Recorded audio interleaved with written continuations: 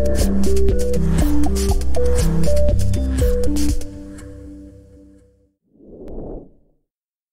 ini materi kita adalah menyambut Idul Fitri yang suci dengan hati yang bersih.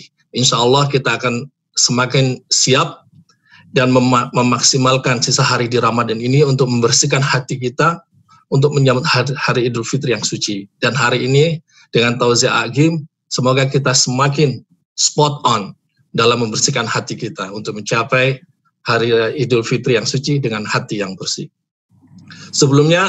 Sebelum kita memulai acara kita hari ini, marilah kita simak alunan bacaan Al-Quran yang akan dibacakan oleh Ananda Sabar Sumadi untuk menjemput keberkahan forum ini. Silakan adik Sabar. A'udzu billahi minasy syaithanir rajim. Bismillahirrahmanirrahim. Sabbaha lillahi ma fis samawati wa ma fil ardi wa huwal azizul hakim. Ya ayyuhalladzina amanu lima taquluna ma la taf'alun. Kabura maqtan 'indallahi an taqulu ma la taf'alun. Inna Allah yuhibbul ladzina yuqatiluna fi sabilihi saffan ka'annahum bunyanun marsus. Wa idh qala Musa liqaumihi ya qaumi lima tu'dhunani wa qad ta'lamuna anni rasulullahi ilaikum. Falamma zaghu azagha Allahu qulubahum wallahu la yahdil qaumal fasiqin. وإذ قال عيسى ابن مريم يا بني إسرائيل إني رسول الله إليكم مصدقا لما بين يدي من التوراة ومبشرا برسول يأتي من بعد اسمه أحمد فلما جاءهم بالبينات قالوا هذا سحر مبين ومن أظلم ممن افترى على الله الكذب وهو يدعى إلى الإسلام والله لا يهدي القوم الظالمين يريدون ليطفئوا نور الله بأفواههم والله متم نوره ولو كره الكافرون هو الذي أرسل رسوله بالهدى ودين الحق ليظهره على الدين كله ولو كره المشركون يا أيها الذين آمنوا هل أدلكم على تجارة تنجيكم من عذاب أليم تؤمنوا بالله ورسوله وتجاهدون في سبيل الله بأموالكم وأنفسكم تؤمنون بالله ورسوله وتجاهدون في سبيل الله بأموالكم وأنفسكم ذلكم خير لكم إن كنتم تعلمون يغفر لكم ذنوبكم ويدخلكم جنات تجري من تحتها الأنهار ومساكن طيبة في جنات عدن ذلك الفوز العظيم وأخرى تحبونها نصر من الله وفتح قريب وبشر المؤمنين صدق الله العظيم. In the name of Allah, most gracious, most merciful. Whatsoever is in the heavens and whatsoever is on the earth glorifies Allah. And He is the Almighty, the All-Wise. O you who believe, why do you say that which you do not do? Most hateful it is with Allah that you say that which you do not do. Verily, Allah loves those who fight in His cause in rows as if they were a solid structure. And remember when Musa said to his people, O my people, why do you annoy me while you know certainly that I am a messenger of Allah to you? So when they turned away from the path of Allah, Allah turned their hearts away. And Allah guides not the people who are fasiqun. And remember when Isa, son of Maryam, said, O children of Israel, I am the messenger unto you, confirming the Tawrat before me, and giving glad tidings of a messenger to come after me, whose name shall be Ahmed. But when he came to them with clear proofs, they said, This is plain magic. And who does more wrong than the one who invents a lie against Allah while he is being invited to Islam? And Allah guides not the people who are zalimun. They intend to put out the light of Allah with their mouths, but Allah will bring his light to perfection, even though the disbelievers hate it.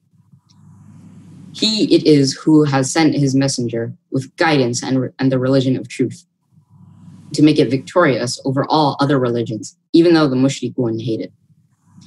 O you who believe, shall I guide you to a trade that will save you from a painful torment? That you believe in Allah and his messenger, and that you strive hard and fight in the cause of Allah with your wealth and your lives. That will be better for you, if you but know. If you do so, he will forgive you your sins and admit you into gardens under which rivers flow, and pleasant dwellings in Aden, paradise. That is indeed the great success. And also he will give you another blessing which you love, help from Allah against your enemies and a near victory. And give glad tidings, O Muhammad sallallahu alaihi wasallam, to the believers. MashaAllah. Beautiful recitation. Where are you learning those recitation, Sabar? I learned it from my Quran teacher at school. MashaAllah. Isn't it here in Indonesia, in US or in Indonesia? In the US. MashaAllah. So may Allah guide you all the way. It was very nice. Thank you very much. Jazakallah khairan. Ya, ya, kita mungkin bisa segera dimulai saja agar tidak memperpanjang waktu. Dan terima kasih kepada adik Sabar. Arung. Apakah sudah siap, streaming? Baik. Bismillahirrahmanirrahim. Assalamualaikum warahmatullahi wabarakatuh. Waalaikumsalam. Alhamdulillahilladzi anzala sakinah fi qulubil mu'minin liyazdadu imanan ma'a imanihim. Allahumma salli wa sallim wa barik ala sayyidina Muhammad wa ala alihi wa ashabihi ajma'in. Semoga Allah yang maha mendengar, yang maha menyaksikan, maha dekat, benar-benar ridho kepada pertemuan kita ini. Amin. Karena tidak ada lagi yang paling penting dalam hidup ini kecuali amal kita diterima oleh Allah, diridhoi oleh Allah. Bergabung jin dan manusia memuji, menghormati, menghargai kita. Tapi kalau Allah tidak ridho, ya kita adalah orang yang rugi. Maka hanya satu-satunya yang kita cari dalam hidup ini, supaya Allah yang maha menyaksikan, menerima semua amal kita. Innallaha la yanzuru ila suwarikum wa amwalikum walakin yanzuru ila qulubikum wa a'malikum. Sesungguhnya Allah tidak melihat rupa dan harta-hartamu, tapi Allah melihat hati dan amalmu. Jadi mudah-mudahan judul ini menjadi sesuatu yang sangat-sangat serius kita perhatikan. Karena ternyata antara amal dan hati yang lebih utama adalah hati. Beramal tapi hatinya salah, maka dia seperti orang yang mati. Walaupun ada jasad tetapi tidak ada ruhnya. Teman-teman di seluruh Amerika Latin, ini Amerika mana ini? North America. Jadi USA dan Kanada. Oh, Masya Allah, Alhamdulillah. Ini yang keberapa kali? Ketiga kalinya kalau tidak salah ya? Iya. Paling sering di antara seluruh dunia berarti dengan acara ini nih. Ya, kayaknya berarti cintanya yang baik. Lebih dari sini. Ingin menyampaikan betapa pentingnya ilmu hati. Jadi di dalam hadis sahih yang pertama dihisab, tolong semua memperhatikan ya. Yang pertama dihisab itu adalah yang merasa berjihad, berjuang di jalan agama sampai ada yang terbunuh di medan perang. Ketika ditampakkan oleh Allah di yaumul hisab bahwa dia seorang pejuang, dia sudah siang malam memikirkan agama dan membela agama sampai terbunuh, dia mengakuinya. Dan apa yang kau lakukan? Ya Allah, saya sudah jihad fisabilillah dan saya sampai mati di medan perang, saya lakukan karena engkau. Tahu jawaban Allah apa, hadirin? Jawaban Allah kepada mujahid ini adalah kadzabta, dusta kamu. Kamu berjuang bukan karena Allah, kamu berjuang karena ingin disebut pemberani dan sudah engkau dapatkan pujian itu. Di akhirat ternyata diseret dalam keadaan tertelungkup jadi ahli neraka. Ini hadis tauhid dan sangat-sangat penting. Kenapa tidak kurang perjuangannya, tidak kurang keberaniannya, tidak kurang pengorbanannya, tidak kurang pengakuannya, tapi mengapa dia gagal jadi ahli sorga? Karena cuma satu penyebabnya gagal, yaitu hatinya. Ternyata lebih suka dengan pujian, penilaian, cari kedudukan di hati makhluk. Jadi ternyata Tuhannya itu bukan Allah. Tuhannya itu adalah penilaian makhluk. Halo, ini penting ini hadirin. Karena ini banyak nih para pejuang agama ya yang hadir di gambar-gambar di depan ini. Kalau tidak hati-hati nanti ya akan kelompok pertama dihisab. Yang kedua adalah orang yang dihisab adalah yang belajar agama dan mengajarkannya, belajar Quran dan membacanya. Sesudah dihisab dia mengakui, ya Allah, saya belajar agama karena engkau, saya dakwah karena engkau, saya belajar Quran dan saya baca Quran karena engkau. Allah tahu isi hati, lalu menjawab begini, kadzabta, dusta kamu. Kamu belajar agama dan dakwah agar kamu disebut alim, orang berilmu. Kalau di Indonesia mungkin ustadz, kiai, ulama, dai kondang, mubalik, keren. Dan sudah kau dapatkan di dunia. Di akhirat itu ulama diseret, tertelungkup oleh malaikat jadi ahli neraka. Termasuk yang baca Quran, padahal suaranya indah, benar-benar bacaannya benar, bagus, hafal Quran, tetap tidak bisa ke surga. Bukan kurang ilmunya, bukan kurang pemahamannya, bukan kurang dalilnya, bukan kurang dakwahnya, yang kurang cuma satu saja. Apanya hadirin? Hatinya ternyata sibuk sekali cari penilaian, senang sekali dengan cari kedudukan di sisi makhluk. Dan yang ketiga dihisab adalah para dermawan. Sama ternyata, ada yang kadzabta, dusta kamu. Kamu ingin disebut dermawan dan sudah disebut oleh orang-orang di dunia. Ternyata di akhirat ada yang diseret jadi ahli neraka padahal sumbangannya luar biasa.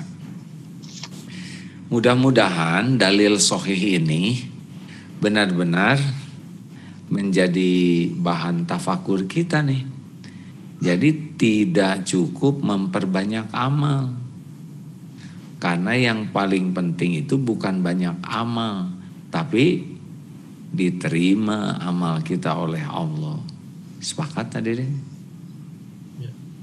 Sepakat tidak nih Amerika? Sepakat, insya Allah. Kalau tidak sepakat kita udahan, selesai aja. Nah sayangnya nih, kita ini kalau belajar agama, kan ada yang suka nanya, kenapa ya tidak sedikit orang yang belajar agama, tapi kok kelakuannya tidak cocok dengan ilmu yang dia pelajari dan dia sampaikan. Satu penyebabnya adalah salah niat. Jadi siapapun yang belajar agama, niatnya adalah untuk gelar, untuk pangkat, untuk dikagumi orang, untuk penghasilan. Dari awal juga sudah tidak menuju ke Allah dan Allah tahu. Gara-gara hatinya yang salah, tidak ada nilai itu ilmunya yang banyak itu. Nanti tidak bisa jadi amal, yakin itu.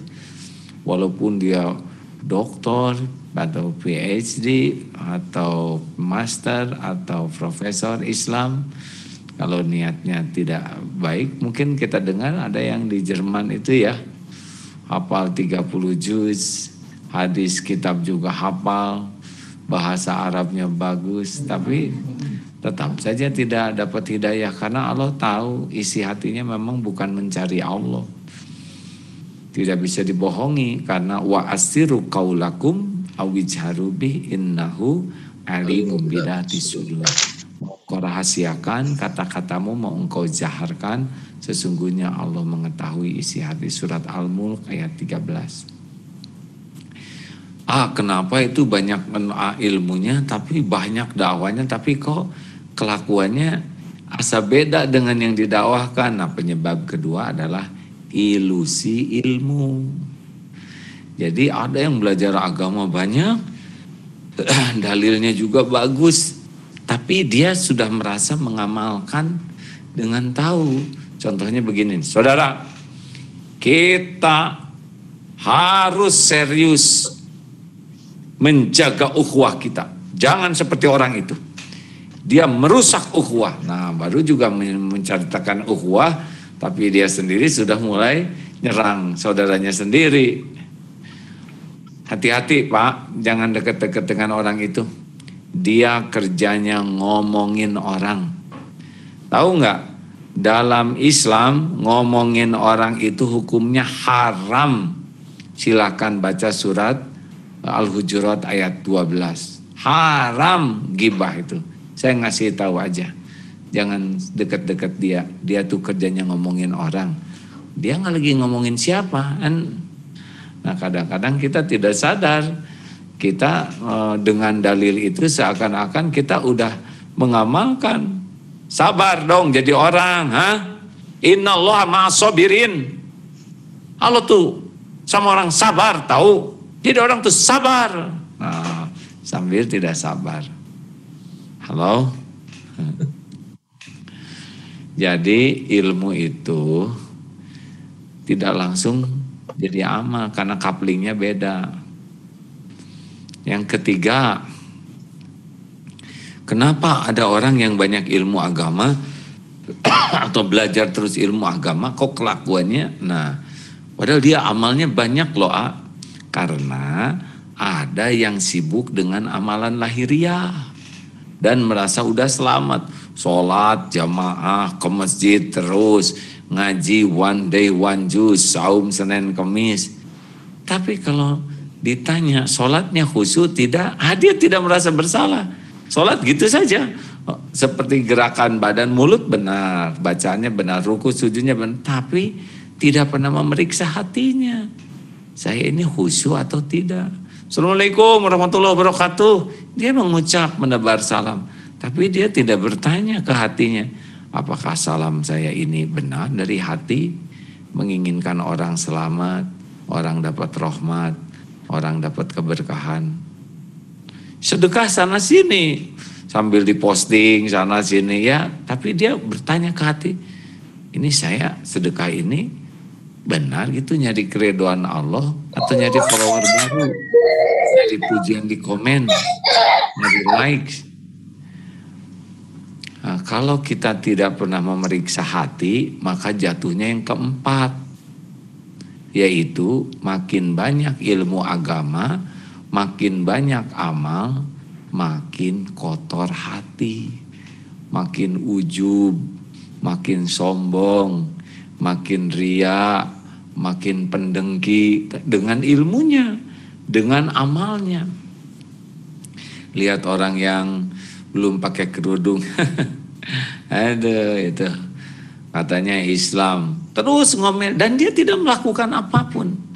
Padahal siapa tahu orang yang belum berkerudung itu belum sampai ilmunya, atau sudah sampai tapi belum bulat, karena lihat yang berkerudung juga akhlaknya belum bagus, atau sudah sampai, sudah ingin tapi belum ada yang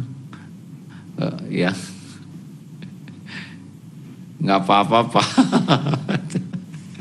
Memang kalau masang kamera di rumah harus jaga yang belakangnya itu.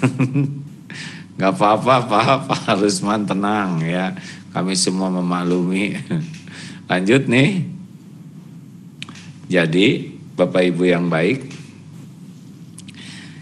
tidak jarang nih rajin dakwah, rajin posting, rajin ini, tapi hatinya tuh jadi merasa paling soleh, paling berjuang, paling berjasa, paling spesial, beda dari yang lain.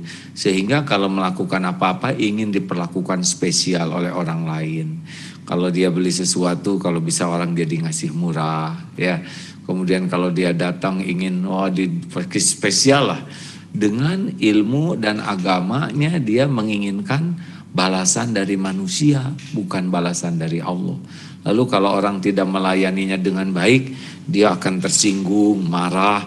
Kemudian lihat saja orang-orang yang berbuat gitu ke saya lama-lama akan celaka sendiri. Waduh, begitulah, seakan-akan lebih mulia dari Rasulullah.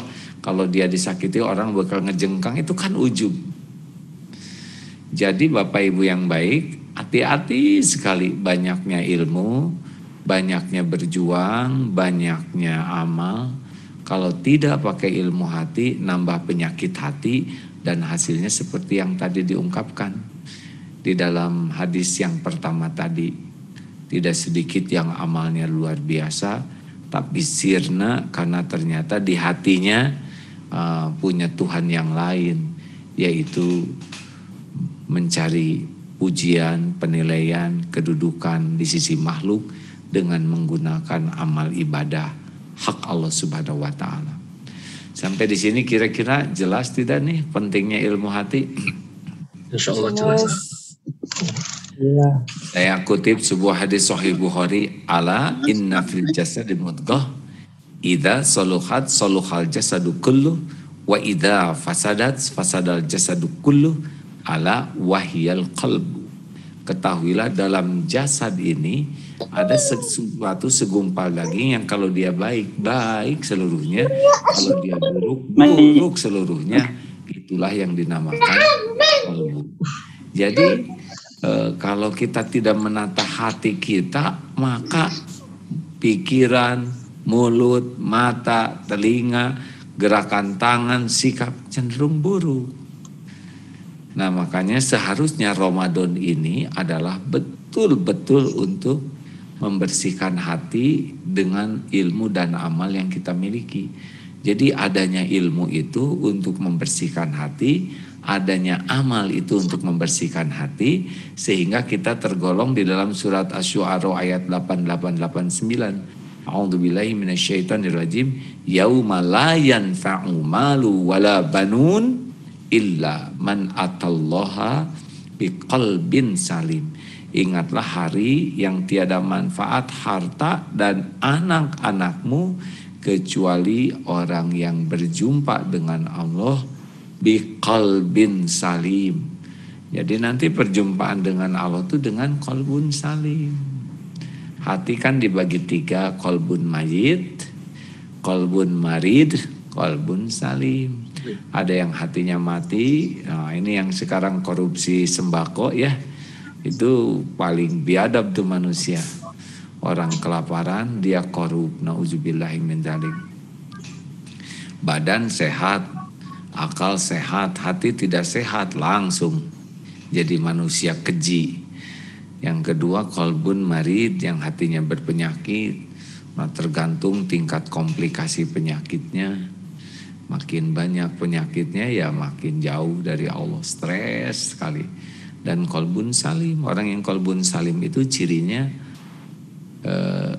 la khaufun alaihim walahum yahzanun. Tenang aja. Orang yang hatinya bersih tuh qalbun salim, hatinya sehat, hatinya selamat. Mau senang, mau susah, mau dipuji, mau dicaci, mau ada, mau tiada, mau sehat, mau sakit, mau dibuka urusannya, mau ditutup, mau aman, mau wabah, apa saja yang Allah takdirkan, nah dia senang aja. Karena dia tahu kalau takdirnya nikmat, dia bersyukur, fakana khairullah, itu baik baginya. Kalau ditakdirkan ujian, fakana khairullah, itu pun baik kalau dia sabar. Jadi orang-orang yang beriman itu tidak ada bingung. Kayak wabah sekarang ini, dia tidak sibuk dengan sesuatu yang buruk. Dia tetap mencari hikmah. pelajaran, penguat iman, penambah amal, penambah dakwah dengan episode ini. Karena orang yang hatinya bersih tidak pernah komplain kepada takdir Allah, karena dia yakin setiap takdir Allah itu pasti baik, pasti untuk kebaikan. Dan dia selalu berbaik sangka kepada Allah, karena Allah itu memang maha baik, selama ini senantiasa berbuat baik. Dan dia akan banyak syukur, karena di balik kepahitan banyak juga karunia-karunia yang tersembunyi, lebih banyak bahkan dibanding dengan ujiannya ini. Nah, begitulah Bapak Ibu yang baik. Jadi penting sekali bagi kita untuk mengevaluasi hati kita. Sekarang penyakitnya apa yang bahaya? Nama penyakitnya itu shimuntaki'u. Bingung ya.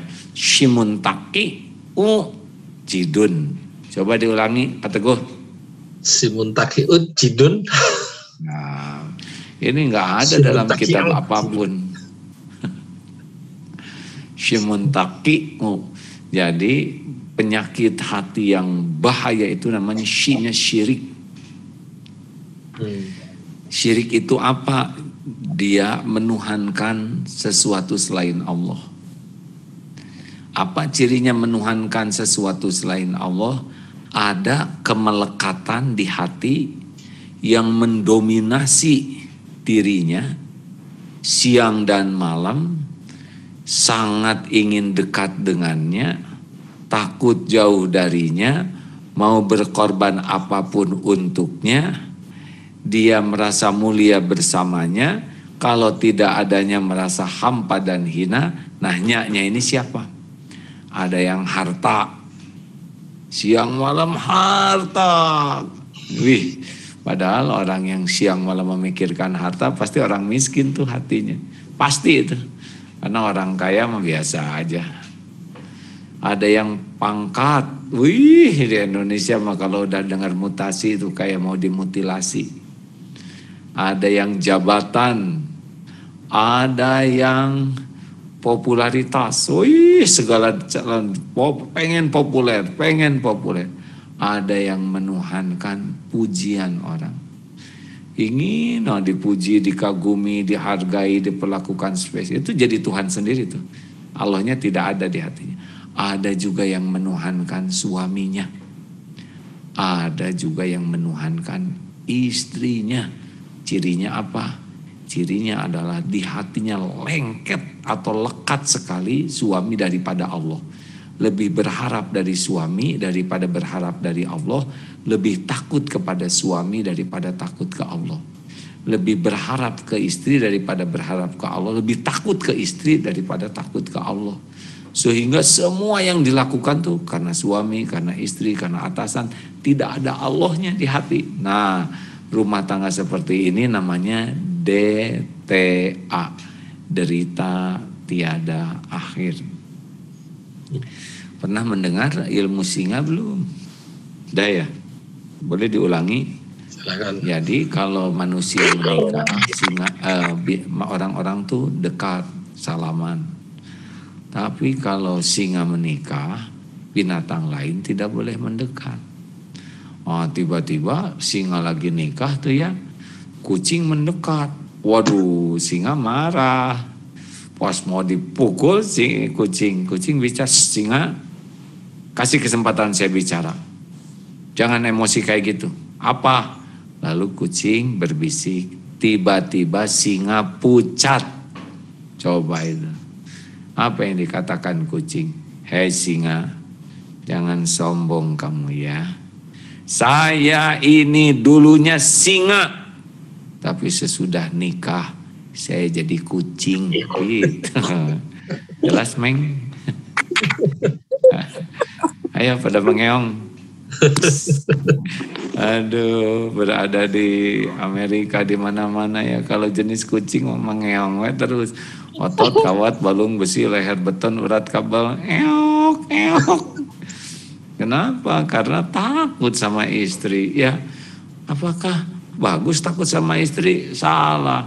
Kalau lelaki takut sama istri, maka dia baiknya cuma di depan istri.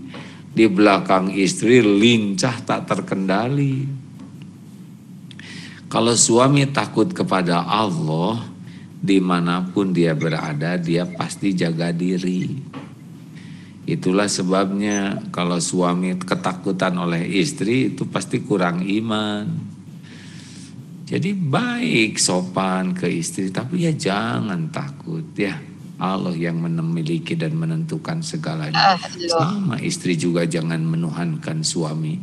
Wahai suamiku, you are my everything. Lebay. Kalau seorang istri mengatakan suami engkau adalah segala-galanya bagiku, dia sudah menuhankan suami itu. Pasti gak bahagia. Hati-hati, biasa-biasa saja dengan dunia ini ya. Tak boleh ada kemelekatan kata kuncinya. Gimana caranya? Ingat istri langsung ingat Allah, ingat suami langsung ingat Allah. Ini milik Allah, ini titipan Allah. Lihat harta ini milik Allah, ini titipan Allah. Terus apapun selalu nyambung ke Allah sehingga yang dominan itu nanti Allah di hati kita. Orang stres itu adalah orang yang kebanyakan mikir, kurang zikir. Harusnya bagaimana? Pak Teguh? Orang stres kebanyakan mikir, kurang zikir. Harusnya bagaimana? Harusnya zikir dulu. Ya, banyak zikir, Istighfar. terus Ya. kurang mikir. Salah. Gak mungkin kita gak mikir. Harusnya tiap mikir jadi zikir. Nah, masalahnya itu tidak nyambung ke Allah. Ingat virus COVID, gak ingat ke Allahnya, pasti stres. Ngelihat yang sakit, gak ingat ke Allah, stres.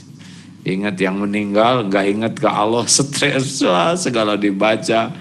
Ingat Donald Trump, gak ingat Allah, stres juga. Makanya kalau mikir sesuatu nyambung ke Allah, nanti Allah menurunkan sakinah. Surat At-Taghabun ayat 11. Ma asaba min musibatin illa biiznillah wa may yu'min billah yahdi qalbah. Tak ada satupun musibah yang menimpa kecuali dengan izin Allah. Barang siapa yang beriman kepada Allah, yakin ke Allah, yahdi qalbah, Allah akan memberikan petunjuk di hatinya. Udah enak, kalau ada petunjuk mah tenang. Yang kedua adalah munafik. Orang munafik itu adalah orang yang, kalau kita mungkin tidak munafik akidah ya. Kalau Abdullah bin Ubay, dia menampakkan keislaman tapi hatinya tidak Islam. Kalau kita menampakkan kesolehan padahal hatinya enggak. Tapi sama-sama munafik, cirinya adalah gampang ngebohong. Dikit-dikit bohong, lagi ngobrol bohong, lagi bergurau bohong. Enggak takut dia, dalam ngobrol juga segala aja dibagus-bagusin. Karena dia memerlukan pengakuan, pujian, sehingga dikit bohong. Kemudian gampang sekali berjanji. Janji karena supaya dianggap baik, dia ngobrol janji demikian mudah. Nah, tapi dia enggak sungguh-sungguh menepati. Seneng dikit dia ngomong janjian, saya kasih itu, saya beliin itu. Nah, udah. Ciri munafik tuh gampang berjanji tapi sulit menepati. Yang ketiga adalah tidak amanah. Jabatan pengen giliran kasih jabatan, nggak kerja apa-apa, nggak pernah rapat, nggak pernah bikin laporan, nggak pernah ada target. Tapi dia senang dengan jabatan itu. Dia sebut-sebut di kartu namanya jabatan, padahal dia nggak kerja sama sekali, nggak ada tanggung jawab, nggak ada yang dilakukan yang sesuai. Tapi dia pakai kartu nama itu dan dia merasa bangga dengan sesuatu yang dia tidak pertanggungjawabkan. Hati-hati nih. Dan ciri keempat, kalau bertengkar itu orang munafik tuh suka berlebihan, kasar, tidak baik aja. Jangan sampai kita memiliki sifat munafik. Orang munafik tuh beda-beda ya, di depan dengan di belakang beda, punya dua muka. Yang ketiga syimuntak, takabur. Orang takabur tuh cirinya dua, batarul haq wa gomtun nas, mendustakan kebenaran dan menganggap remeh orang lain. Jadi orang-orang sombong itu dia tuh nggak bisa belajar dari yang lain, nggak bisa karena dia sudah merasa paling benar. Nggak bisa nerima saran, kritik. Apalagi kritik musuh itu dia, ya. Orang padahal dia doa sholat ihdinas siratal mustaqim, minta diberi petunjuk. Giliran Allah mengabulkan, memberi petunjuk, ngambek dia, dasar munafik begitu, ya. Sibuk bela diri, kemudian berbalik sibuk menyerang. Begitulah kemunafikan itu akan membuat orang sulit sekali menerima kebenaran, dan kerjanya itu ngeremehin orang aja. Tiap orang tuh jadi rendah aja dalam pandangannya. Nah, itu munafik. Si muntaki, ujub. Ujub itu merasa diri spesial. Ini menuhankan diri sendiri nih. Pokoknya ya asal beda aja. Dulu waktu saya nggak ada di sini ya, nggak ada di Atlanta, semua tuh kelihatannya nggak mengenal Islam tuh. Sesudah saya di sini, semua jadi waduh. Sesudah saya mengadakan acara ini, orang-orang pada jadi sadar. Saya. Wih, tidak ada oleh orang ujub kecuali yang paling hobi itu nyebut saya. Katanya orang yang terdangkal dalam hidup ini adalah yang kalau ngobrol tuh sibuk membicarakan dirinya sendiri. Itu sudah menuhankan diri tuh. Padahal tidak ada satupun kebaikan kecuali karunia Allah. Tidak ada kebaikan. Wa ma bikum min ni'matin fa minallah. Si muntaqi cidun. Apa cidun? Cinta dunia. Coba ke Indonesia lihat tukang parkir tuh. Banyak mobil, kalem aja, nggak ada sombongnya. Ganti-ganti mobil, nggak ngepek. Diambil sampai habis nggak sakit hati. Kenapa? Karena tidak merasa memiliki, hanya merasa titipan. Dah, lihat dunia biasa aja lah. Nggak ada apa-apanya, cuman titipan. Sekarang ada, besok ditahan, lusa diambil ya. Show must go on. That's all, ladies and gentlemen. Thank you very much. Now it's time to discuss in Indonesian language, please. Masya Allah, jazakallah khairan, Mas Agim. Jadi yang terpenting adalah ridho Allah untuk semua amal ini. Dan yang bisa saya lihat dari ulasan tadi bahwa semua amalan kita harus berlandaskan hati yang bersih, ya. Jadi dari banyak tadi yang disampaikan AA, intinya adalah kita harus menghadirkan hati dalam amalan-amalan kita, dan kita bersihkan hati kita, dan juga kita harus memeriksa hati kita dari penyakit-penyakit hati, dari simuntaku cidun. Jadi simuntaku cidun, sirik, munafik, takabur, ujub, dan cinta dunia. Sebetulnya ada yang kelewat simuntaki, dengki. Oh, dengki kelewatan. Ya, karena setan itu kan hancurnya gara-gara begitu tuh. Sirik, munafik, takabur, dengki. Simuntaki, orang dengki itu SMS, susah melihat orang senang, senang melihat orang susah. Gitulah, teman naik pangkat, dia naik tensi. Ya. Baik, dan itu sepertinya umum terlihat setiap hari-hari kita, dan saya umum. Iya. Dan kadang-kadang itu di luar kendali ya. Jadi tapi kita harus memonitor ya. Bukan begitu. Kadang-kadang orang menganggap itu hal yang lumrah, manusiawi gitu. Dan tidak punya ilmunya, dan tidak punya tekad, punya hati yang bersih. Kalau orang punya tekad, pasti dia cari ilmunya, karena segala urusan itu pakai ilmu. Dan kalau sudah punya ilmu harus punya riadoh, punya mujahadah. Mengendalikan kuda saja tidak gampang, apalagi mengendalikan nafsunya. Ya. Tapi tidak semua orang punya target ingin punya hati bersih. Padahal berjumpa dengan Allah itu dengan hati yang bersih. Sebagian orang punya targetnya adalah selain dunia, yaitu memperbanyak amal. Padahal amal ini tidak jamin menyelamatkan kalau tidak pakai hati yang bersih. Betul. Yang tadi yang cukup mengerikan tadi bahwa yang dihisap pertama tadi itu, yang kadang-kadang kita kan lebih fokus di penampakannya. Jadi jihad, mungkin jihad banyak dari kita sekarang mungkin bukannya jihad berperang, tapi jihad di jalan Allah, seperti kita buat pengajian seperti ini, kita yang mengorganisir ini adalah yang terdepan. Ya. Semoga. Dan tidak jarang antara kelompok pengajian tuh saling dengki ya. saling Betul sekali. menjatuhkan, saling rebutan. Ini nyari apa?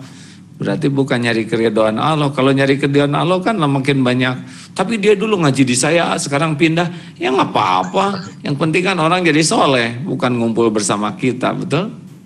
Betul. Ya, dan juga agar kita tidak terjebak ya, belajar agama, mengajarkan tapi tidak lillahi ta'ala atau tidak ikhlas. Jadi kita hanya ingin pujian atau ingin sebutan-sebutan yang indah, dipanggil ustadz gitu dengan merasa bangga.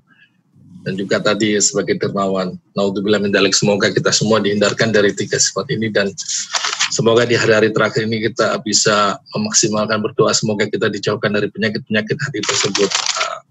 Ini kayak punya janggut gini juga nih ya. Ada yang punya janggut ingin mengikuti sunnah Nabi, tapi ada yang punya janggut ingin kelihatan soleh tuh. Ingin kelihatan, wah saya nih orang yang mengikuti sunnah. Kalau mau berjanggut ya berjanggut saja, ikuti sunnah, tidak perlu ingin dinilai orang ya. Jangan-jangan kita jadi ngebagus-bagusin penampilan, memang cuma ingin diakui orang. Maaf ya, silakan. Mau diskusi kah atau udahan? Silakan. Apa ada yang mau bertanya langsung dari partisipan di sini? Silakan. Saya Mas Teguh. Ya, silakan.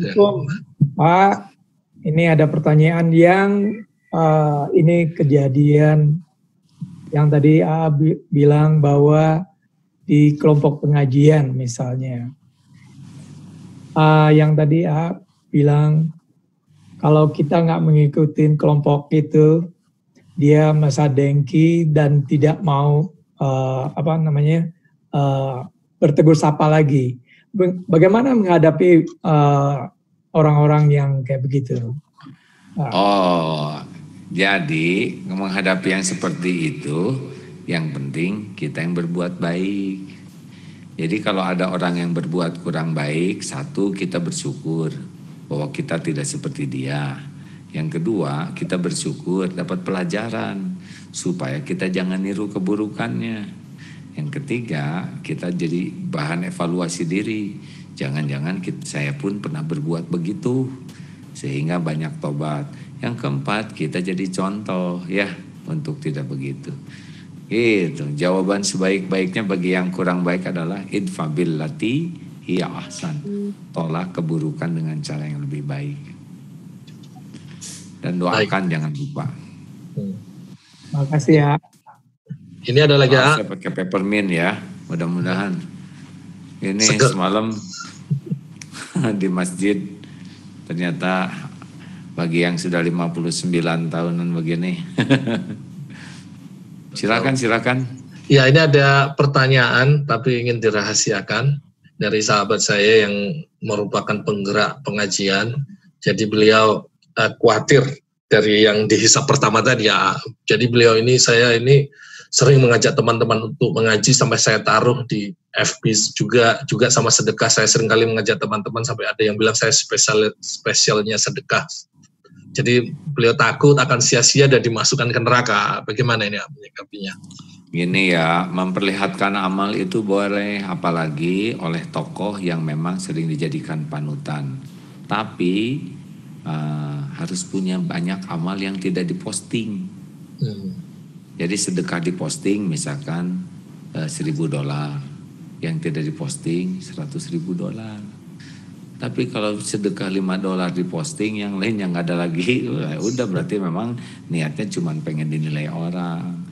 Nggak apa-apa kita memperlihatkan amal dengan niat dakwah, tapi untuk amalan sunnah lainnya kita harus banyak amalan sembunyi-sembunyi. Kalau semua amalan kita hanya untuk diketahui orang, berarti memang kita karena orang. Terus kalau orang kita ajak menolak, terus kita kecewa lalu sebel, berarti kita menganggap diri kita yang bisa merubah orang. Yang merubah orang itu Allah. Kita tuh fadzakir innama anta mudzakir, kita tuh bagian mengingatkan saja. Orang jadi soleh jadi baik itu adalah Allah yang bolak-balik hati. Belum soleh sekarang kan belum tentu boleh, bukan berarti tidak soleh seumur hidup. Berapa banyak yang asalnya penyanyi dangdut doyan goyang ngecor dan apa gitu ya. Nah sekarang pakai jilbabnya bagus, ibadahnya bagus, bahkan dakwah. Kita kan tidak tahu rahasia Allah kepada tiap orang. Benar? Makanya kalaupun belum mau memenuhi ajakan kita, tidak usah kita berburuk sangka, terus saja ajak. Ya, kalau kita lelah, kita jengkel, kita marah kepada orangnya, berarti kurang ikhlas, menganggap kita yang bisa mengubah orang. Ya, jazakallahu khairan, A. Dan saya, ya, tadi ada yang mau bertanya langsung, silakan.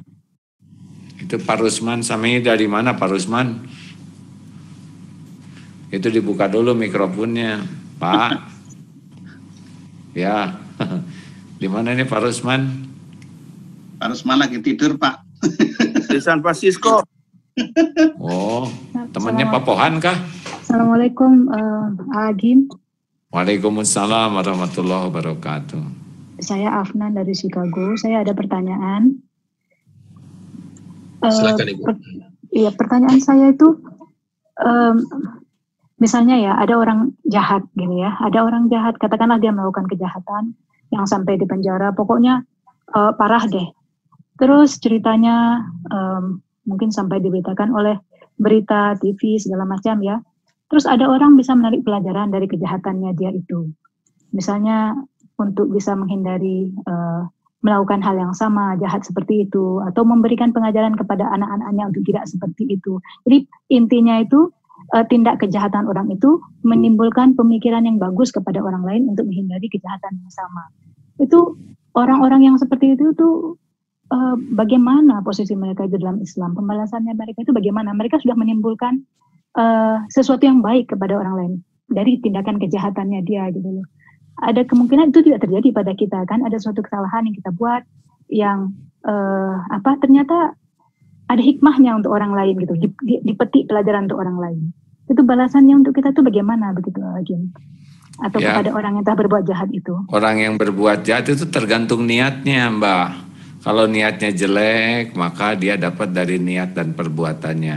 Kita dapat pelajaran, kita dapat dari niat dan hikmahnya. Jadi kalau orang mencuri lalu orang jadi membuat sistem alarm tidak identik, berarti dia dapat pahala dari orang lain yang membuat sistem alarm, karena dia niatnya memang mencuri. Kan innamal a'malu binniyat gitu. Kita mah doakan aja, kalau kita merasa mendapat manfaat, doakan aja. Siapa tahu dengan doa ibu nanti beliau dibukakan hatinya dan mudah bagi Allah ya. Jadi mutlak niat itu penentu segalanya gitu ya, Ustaz. Iya, mutlak Ya. Jadi meskipun imbasnya kepada orang lain, kalau niat kita dari awal itu memang tidak baik, tetap aja kita nggak akan dapat. Jadi nggak ada investasinya untuk jangka panjang yang akan kita dapat ya, meskipun pelajarannya diambil oleh orang lain gitu ya. Ya, seperti orang yang berjihad, berdakwah, dan sedekah tadi kan orang dapat manfaat. Tapi karena niatnya untuk dirinya sendiri, bukan untuk jadi kebaikan, amal soleh yang diterima Allah, maka ya dia dapat dari apa yang diniatkan. Dalilnya innamal a'malu binniyat. Sesungguhnya amal itu tergantung dari niat. Itulah pentingnya ilmu hati. Oke, terima kasih banyak. Ya, ini ada beberapa pertanyaan di chatroom. Ini dari Ibu Lina Jacobs. Jadi beliau ini bertanya, beliau ini adalah pembagi sedekah begitu. Jadi yang menerima sedekah dari orang lain, dan seharusnya itu misalkan 1 juta dibagikan ke 1 orang, dan karena jumlah uang yang masuk kurang, sama beliau dipecah jadi 500. Apakah itu tidak apa-apa gitu? Kalau itu tidak mengikat yang bersedekahnya, silakan tolong bagikan, ya nggak apa-apa mas. Kecuali kalau mengikat, nih tolong kasihin uang itu segini, 1 juta ke orang itu, nah itu udah ngunci tuh. Kalau mau dipecah harus minta izin dulu. Baik, sudah cukup jelas ya Bu Lina. Pertanyaan lain dari Pak Pohan. Pak Pohan, langsung aja Pak Pohan, silakan. Ya, selain khawatir azab neraka, selalu mengingat Allah, apa faktor penting lainnya untuk menciptakan qalbun salim? Banyak tobat, istighfar, ya. Air mata tobat itu dahsyat sekali. Kalau ada orang ini zikir terus ya, terus ada satu lagi zikirnya tuh dalam bentuk menghibah ampunan kepada Allah. Nah Allah lebih gembira lihat orang yang sangat menyesali dirinya dan mengharapkan ampunan Allah. Saya kira dalilnya sudah sangat dimafhum ya, yang orang yang kehilangan unta berikut perlengkapannya di padang pasir, lalu dia sampai mencari dan putus asa, sampai akhirnya dia berbaring, sudah ini mah saya nggak ada harapan, saya akan mati di padang pasir ini karena nggak ada kendaraan dan perbekalan. Sedang berbaring, tiba-tiba untanya datang, dia gembira luar biasa, sampai dia mengatakan, ya Allah, aku Tuhanmu, engkau hambaku. Keceletot ini, fatal sekali ini ya, kata-kata yang paling horor ini. Tapi di hadis itu disebutkan, saking gembiranya orang keceletot, nah Allah itu lebih gembira dari kegembiraan orang itu melihat orang tobat. Itulah sebabnya jangan anggap remeh orang-orang yang berdosa kemudian tobat. Dia bisa menyalib kita tuh, yang banyak sholat, banyak dakwah, banyak ini, tapi jarang tobat. Wih, itu orang-orang tobat itu dahsyat sekali itu. Pertanyaannya sekarang, punya dosa nggak? Kelihatannya tenang-tenang ini bapak-bapak ini, kalem, jernih gitu kan. Kita kan dosanya luar biasa nih. Cuman karena ditutupi Allah aja kita masih kayak gini. Ya, kalau dibuka mah nggak ada tuh yang dipasang fotonya di depan kayak gini, termasuk saya nih. Nah, Rasulullah SAW tanpa dosa 100 kali sehari beristighfar. Nah kita yang bergelimang dosa, pertanyaannya berapa kali istighfarnya? Dengan dosa yang akumulasi dan senantiasa bertambah tiap hari, tapi istighfarnya jarang. Jadi aslinya kita tuh makin jauh dari Allah kalau tidak memperbanyak istighfar. Baik, Masya Allah.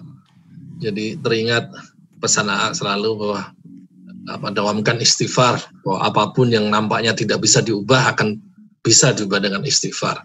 Iyalah, gini Mas Teguh, naik mobil kaca kotor dan makin kotor, mana yang harus kita pikirkan? Sibuk nyari jalan, sibuk ngebersihkan kaca. Ya, pakai wiper.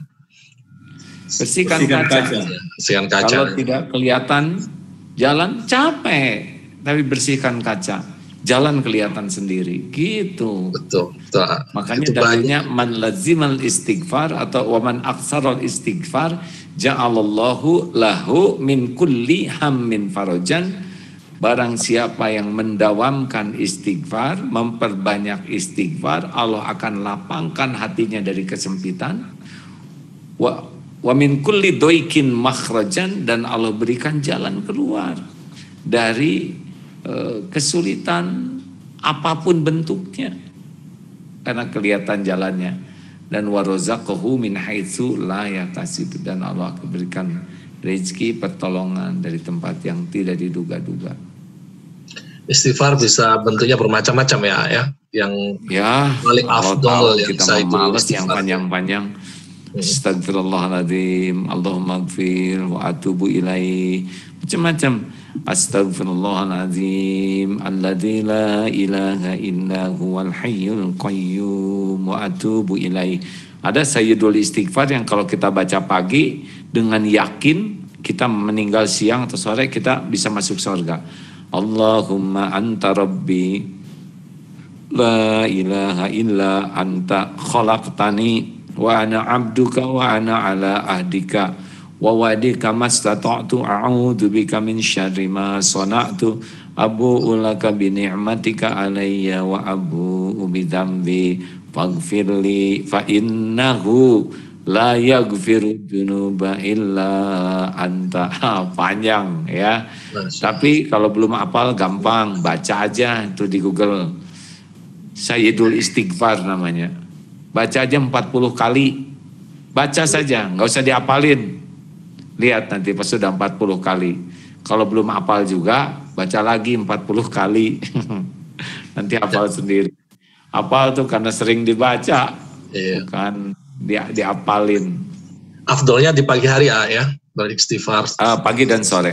Oh, pagi dan sore. Yaitu Habis durasi penjagaannya sampai asar. Asar lakukan lagi. Baik. Ya, ini ada yang Nah. lain lagi. Apa masih bisa? Ada pertanyaan lagi? Ya, boleh. Ya, ini dari Mbak Laila, Ibu Laila di Atlanta ini. Assalamualaikum, apakah bernazar untuk menjaga dan merawat suami yang suka zalim karena ingin mengamalkan ilmu ikhlas, apakah itu diperbolehkan dalam Islam untuk terus berada dalam rumah tangga? Suami yang berbuat kurang baik itu harus dikasihani ya. Untung bukan ibu yang jadi orang kurang baik.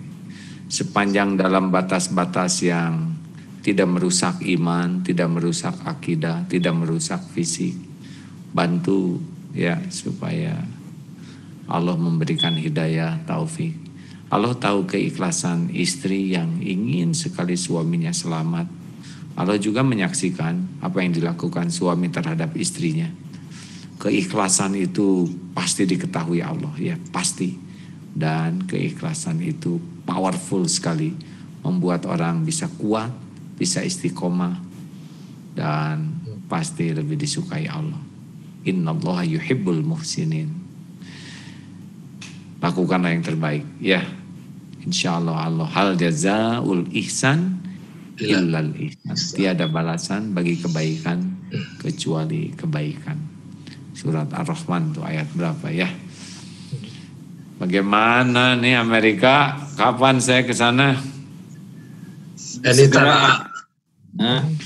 Yang paling semangat saya diingetin terus ke Amerika, Pak Haji udah meninggal. Aduh, saya jadi rada gimana gitu. Kita sama-sama Kang Teguh, Cak Teguh sama Dabili, kita susun nanti insya Allah. Ya, akan nggak bisa lama-lama, ya karena paling 2 minggu, 3 minggu. Jadi sedang kita susun lah insya Allah.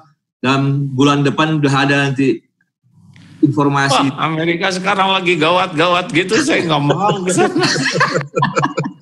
Bukan sekarang, bukan. Nanti mungkin akhir tahun, insya Allah setelah corona hilang. Gak janji horor. Ini ada juga. Semua ada takdirnya insya Allah ya. Terima kasih kawan-kawan sekalian. Saya senang sekali berjumpa. Maaf kalau koleksi buku-buku di belakang AA semuanya berbahasa Jepang. Ya memang kita harus punya keahlian untuk menyimpan buku orang lain. Mudah-mudahan Allah yang maha mendengar membersihkan hati kita sehingga kita memiliki qalbun salim, sehingga apapun yang kita lakukan dicatatkan oleh Allah menjadi amal yang diterima. Karena memang niat dalam hidup kita cuma satu, inna sholati wa nusuki wa mahyaya wa mamati lillahi rabbil alamin. Barang siapa yang benar-benar punya target ingin punya hati bersih, Allah pasti tahu. Cirinya nanti adalah dia akan sibuk mencari ilmunya, dan ilmu membersihkan hati adalah ilmu tauhid, ilmu mengenal Allah, serta ilmu tazkiyatun nafs, ilmu membersihkan hati. Nah, dari sana nanti kita berlatih, dari berlatihlah Allah memberikan karunia qalbun salim. Insya Allah. Terima kasih semuanya. Tahan, saya harus bertugas lagi ya. Assalamualaikum warahmatullahi wabarakatuh. Semoga sehat.